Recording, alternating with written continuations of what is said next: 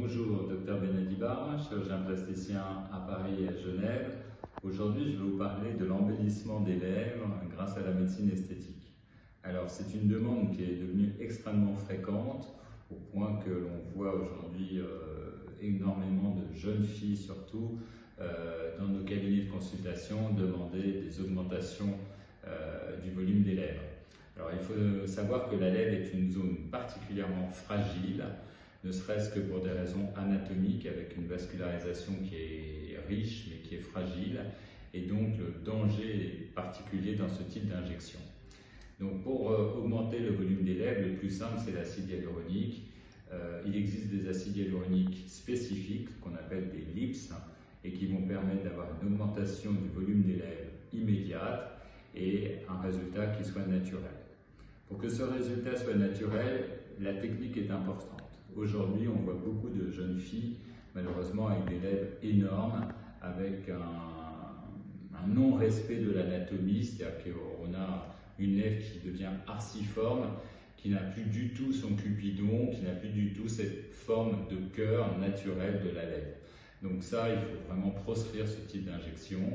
On parle souvent de Russian lips. En réalité, c'est des choses qui ne devraient pas se voir, car ça déforme la lèvre. Et il faut faire attention parce que trop de volume dans une lèvre déforme la lèvre et on risque d'avoir une déformation définitive. Donc soyez prudents dans ce type d'injection. L'autre demande que l'on a au niveau des lèvres, c'est le rajeunissement. Ce sont des patients plus âgés qui ne souhaitent pas forcément une augmentation importante du volume des lèvres, mais qui souhaitent retrouver un volume plus léger, de l'hydratation et surtout corriger les ridules autour de la bouche, ce qu'on appelle le code barre. Donc dans ce cas-là, on peut utiliser aussi l'acide hyaluronique avec un produit plus fin, plus léger, qui aura peut-être une durée d'action plus faible, de l'ordre de 4 à 5 mois, mais qui sera très naturel. Ce type d'injection est souvent craint par les patientes parce qu'on pense que ça va faire très mal.